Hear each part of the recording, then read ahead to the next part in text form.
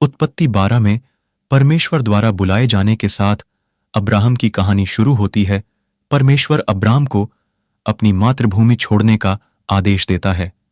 परमेश्वर ने अब्राम को एक महान राष्ट्र बनाने का वादा किया, उसे आशीर्वाद दिया, उसके नाम को महान बनाया और उसके माध्यम से पृथ्वी के सभी परिवारों को आशीर्वाद दिया। यह आह्वान परमेश्वर की इच्छा के प्रति अब्राहम की आस्था और आज्ञाकारिता की यात्रा की शुरुआत को दर्शाता है। अब्राम अपनी पत्नी सारै, बाद में सारा नाम बदल दिया गया, और अपने भतीजे लूत के साथ हारान से कनान देश की ओर चल पड़ा, जैसा कि परमेश्वर ने निर्देश दिया था। रास्ते में विभिन्न चुनौतियों और अनिश्चितताओं का सामना करने के बावजूद, जिसमें अकाल और पड़ोसी राजाओं के साथ संघर्ष शामिल हैं, अब्राम अपनी यात्रा जारी रखते हुए परमेश्वर के वादों में अपना भरोसा प्रदर्शित करता है और अंततः वे कनान देश में पहुंचते हैं, जो वादा किया गया देश है। उत्पत्ति 15 में परमेश्वर ने अब्राम के साथ अपनी वाचा की पुष्टि की और उसके वंशजों को आकाश के तारों के समान असंख्य होने का वादा किया।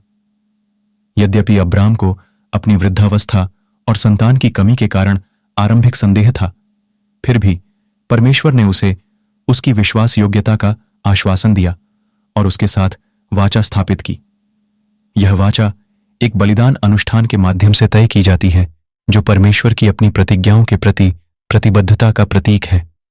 सारै के निसंतान रहने पर वह अपनी दासी हाजिरा को अब्राहम को पत्नी के रूप में देती है, जिससे उसे उम्मीद होती है कि उसके माध्यम से परमेश्वर की संतानों के वादे पूरे होंगे। हाजिरा गर्भवती होती है और इश्माएल को जन्म देती है।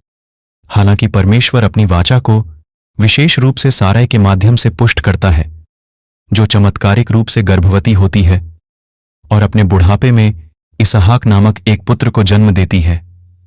इसहाक को प्रतिज्ञा की संतान और संभवतः अब्राहम के साथ परमेश्वर की वाचा का उत्तराधिकारी माना जाता है। अब्राहम आज्ञाकारी रूप से परमेश्वर की आज्ञा को पूरा करने के लिए तैयार हो जाता है। अंतिम क्षण में परमेश्वर हस्तक्षेप करता है, एक मेढ़े को एक वैकल्पिक बलिदान के रूप में प्रदान करता है और अब्राहम के साथ अपने वाचा की पुष्टि करता है।